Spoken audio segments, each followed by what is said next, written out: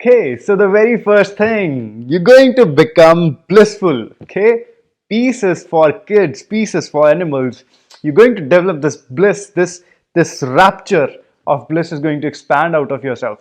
And so there's a thing in the yogic lore. It is in the whole Hindu tradition. Actually, there's a concept of rebirth. Like we are not only we didn't only start with this birth and we're going to end at the death of this body, but there is something that travels beyond and goes from lifetime to lifetimes, and it has been going on from millennia, and this is what rebirth theory is. And the first benefit of having developed that supreme I consciousness, that universal consciousness, is that there is no rebirth for you. It all ends, okay, and you attain to what is called mukti. We have talked about it earlier as well, the ultimate liberation. So this is what mukti and the liberation or everything what you are referring to. Liberation from what? The cyclical nature of birth and death and birth and death.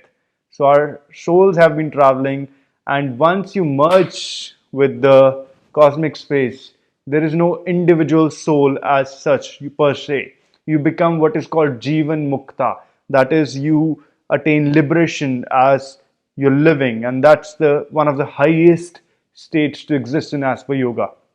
And this brings immense amount of bliss, and yeah, so don't just get settled on the peace aspect of yoga. That is something like, okay, it's good to have, but chase for the bliss. Okay, once you develop, dive deeper and deeper into this universal consciousness, this ultimate aspect of who you truly are, once you touch that, the rapture of bliss is like bound to happen. You cannot ignore it. So keep going, keep doing your meditation, keep doing your practices, and keep intensifying your practice, keep intensifying your seeking, deepening your practice. It is must, and don't settle for peace. Okay, bliss is what we are after.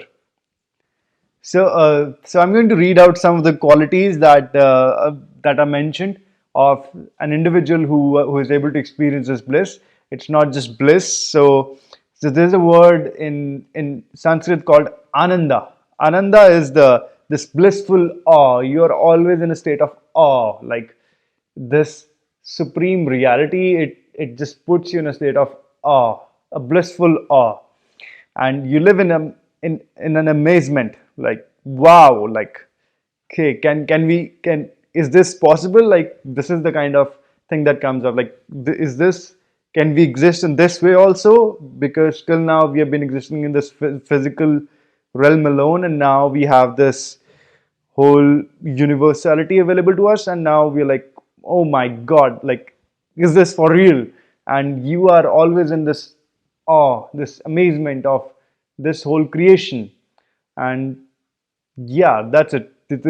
It's beyond words. Still, certain words have been given to uh, this kind of experience and to the person, and what is observable in this kind of person, that is, this person will be unique. You will not He will not be like other people, so he'll be little unique, like he'll be doing something that most people don't understand. So automatically, if not, see, accordingly he might come across as a weirdo, but he's definitely unique.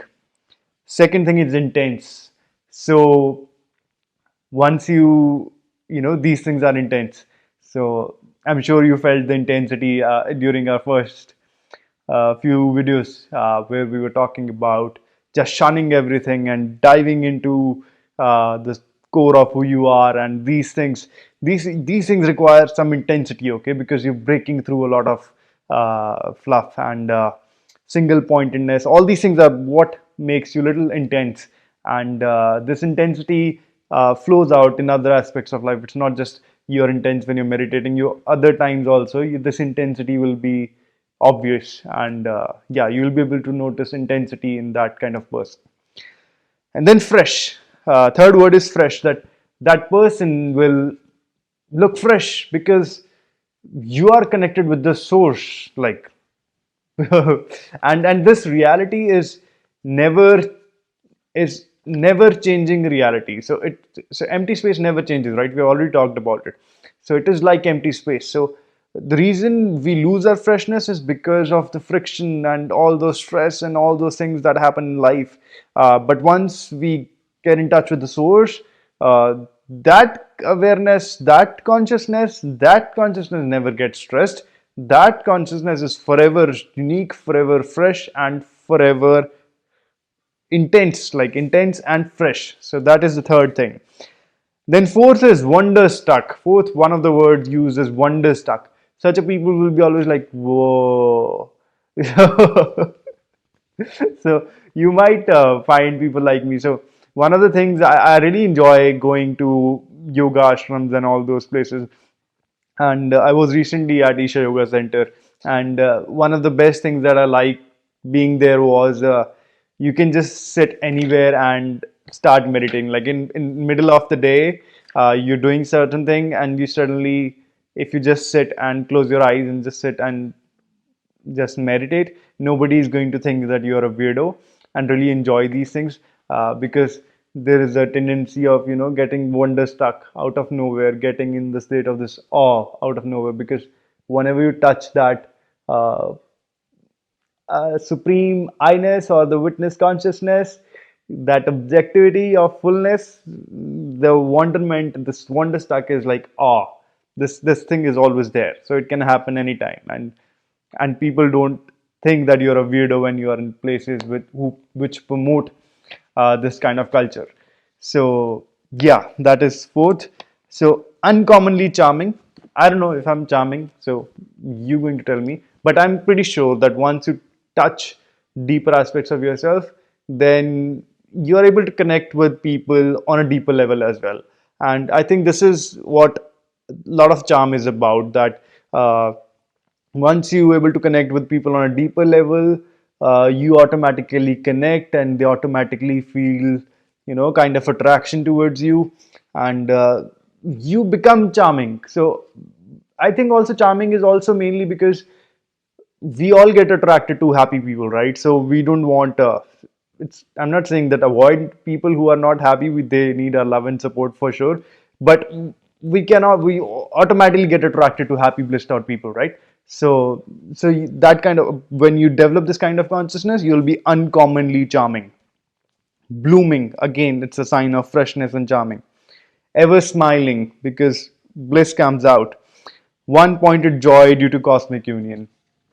Yeah, so you kind of have this idea of what starts happening for you, and yeah, so the least, like, I cannot say this enough. Keep doing your practices, keep intensifying your seeking, and deepening your practices. Don't get lost in the theoretical aspects of yoga. It's not, it's the surface. Do the practice. That's where the juice is. Okay. See you next session.